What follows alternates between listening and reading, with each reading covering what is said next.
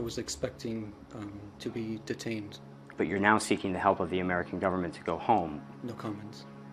For most visitors to North Korea, the fear of being arrested during their trip is a serious concern. If they apprehend people committing what they consider crimes, they will deal with it accordingly. However, for 25-year-old Californian Matthew Miller, it was exactly what he had hoped for. But I will say that I prepared to violate the law of the DPRK before coming here. In April 2014, North Korea's state news agency reported that an American citizen had been detained at Pyongyang airport after allegedly attempting to seek asylum.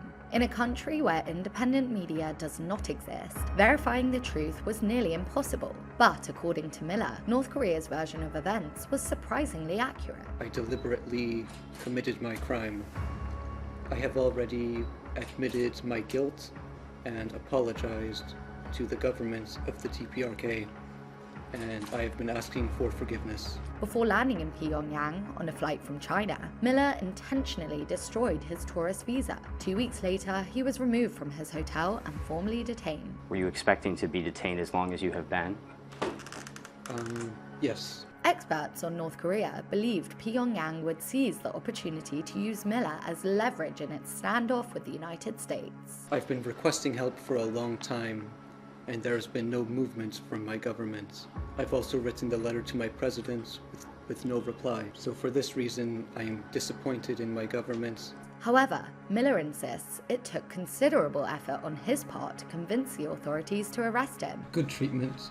I have no complaints. Once they did, his tone changed entirely. I am now requesting help from the American government, the citizens of America, and the world to release me from this situation. My situation is very urgent, that very soon I'm going to trial and I would directly be sent to prison. In September, after a highly publicized show trial, Miller was sentenced to 6 years of hard labor for illegally entering the country and committing hostile acts against the state.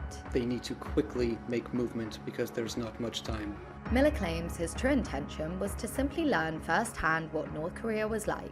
After his trial and sentencing, he was transferred to a more traditional prison facility on the outskirts of Pyongyang. Mostly it's been agriculture, like in the dirt, digging around. North Korean labor camps are infamous for their brutal human rights violations. But you're now seeking the help of the American government to go home. Why? No comments.